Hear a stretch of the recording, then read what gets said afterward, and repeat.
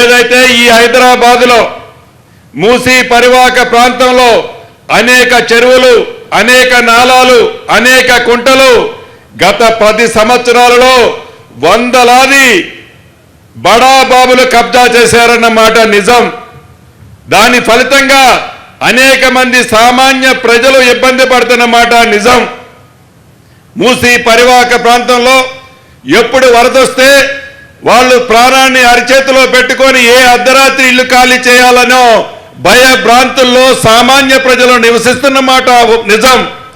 ఈనాడు రాజకీయాల కోసం, ఓట్ల కోసం మాయ మాటలతో వారు అధికారంలో ఉన్ననాడు ఏవైతే స్టేట్మెంట్లు ఇచ్చారో ఆనాడు ఎంఐయుడి మంత్రిగా ఉన్న కేటీఆర్ గారు అనేక వేదికల మీద అనేక మంది అఫీషియల్స్ సమక్షంలో ఎవరి ఇళ్లున్నా బుల్డోజ్ చేయండి అని చెప్పిన ఆ పెద్ద మనిషి, ఆనాటి ఆ ప్రభుత్వం ఈనాడు ఇందిరమ్మ రాజ్యంలో పేదోళ్ళకి మంచి చేసే ఈ ప్రభుత్వంలో గౌరవ ముఖ్యమంత్రి రేవంత్ రెడ్డి గారి సారథ్యంలో ఈ మూసీని ప్రక్షాళన చేసి మంచి జీవితాన్ని పేదవాడికి అందించాలని తపనతో ఒక మంచి కార్యక్రమాన్ని చేస్తుంటే కేవలం రాజకీయ లబ్ధి కోసం, వారి స్వార్థం కోసం, వాళ్ళ తొత్తుల స్వార్థం కోసం ఈనాటి ప్రతిపక్షం వారు అధికారంలో ఉన్ననాడు ఏమి చేశారో వాళ్ళు మర్చిపోయారు.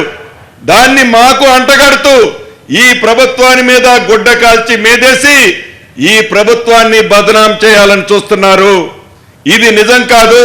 మీరు 10 సంవత్సరాలు పరిపాలించిన నాడు ఈ మూసీ పరివాహక ప్రాంతంలో ఈ మూసీ రివర్ బెడ్ మధ్యలో వేలాది మంది పేదవారు వారికి మౌలిక సౌకర్యాలు ఇవ్వని మీరు ఈ ప్రభుత్వాన్ని విమర్శించే నైతిక హక్కు మీకు లేదు. గౌరవ ముఖ్యమంత్రి గారు సూచించారు, ఆదేశించారు. ఏదైతే ఈ మూసీ పరివాహక ప్రాంతంలో ఉండే పేదవాళ్ళకి పక్కా ఇల్లు మనం ఇవ్వాల్సిందే అని హౌసింగ్ మంత్రిగా నన్ను ఆదేశించారు. అధికారులకి సేమ్ చెప్పడం జరిగింది. 15,000 ఇళ్ళు ఇప్పటికే ఎలకేషన్ చేశాం.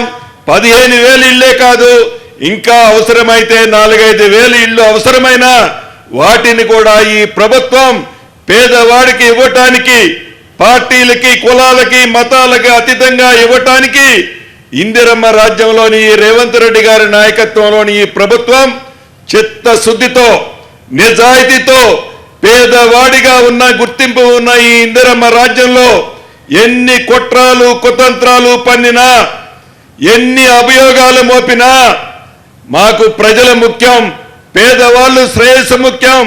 పేదవాళ్ళని ఉన్నతమైన స్థానానికి తేటమే ఈ ఇందిరమ్మ రాజ్యం యొక్క లక్ష్యం. మీ తాటాకు చప్పుళ్ళకి మీరేదైతే మ్యాన్ప్లేట్ చేసి మీ పింక్ కలర్ మీడియాతో సామాన్య ప్రజల్ని రెచ్చగొట్టాలని చూస్తున్నారో ప్రతిదీ సామాన్య ప్రజలు, పేద ప్రజలు గమనిస్తున్నారు. మీకు 2 సార్లు బుద్ధి చెప్పినా ఇంకా జ్ఞానం రాకపోవటం, ఇంకా మీకు ఎందుకు మనకు నష్టం జరిగిందని ఆలోచించకపోవటం చాలా బాధాకరంగా ఉంది. ప్రతిపక్షం మంచి సూచనలు ఇస్తే, మంచి సలహాలు ఇస్తే తప్పకుండా ఈ ప్రభుత్వం బేషజాలకు పోకుండా మీరు మంచి చెప్తే సేకరించడానికి సిద్ధంగా ఉంది.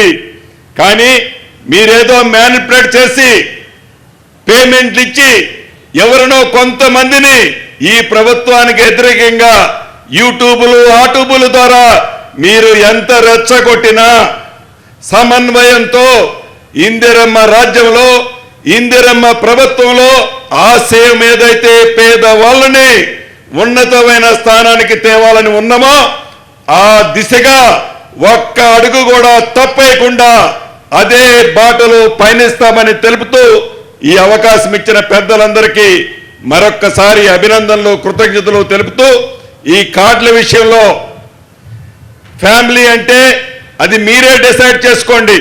అధికారులు మీ దగ్గరకు వస్తారు, కొన్ని నామ్స్ ఇచ్చాం, ఆ నామ్స్ కాదు ఈ పద్ధతిలోనంటే మీకెవరికి ఇబ్బంది కలగకుండా ఉండే విధంగానే మీ హెల్త్ ప్రొఫైల్తో పాటు మీకు నిత్యము అవసరమయ్యే ప్రతి ఐటమ్ని భవిష్యత్తులో ఈ కార్డు ద్వారా ఇందిరమ్మ ప్రభుత్వంలో మీ ఇళ్లకు చేర్చదని కూడా మనస్ఫూర్తిగా ఈ వేదిక మీద నుంచి తెలుపుకుంటూ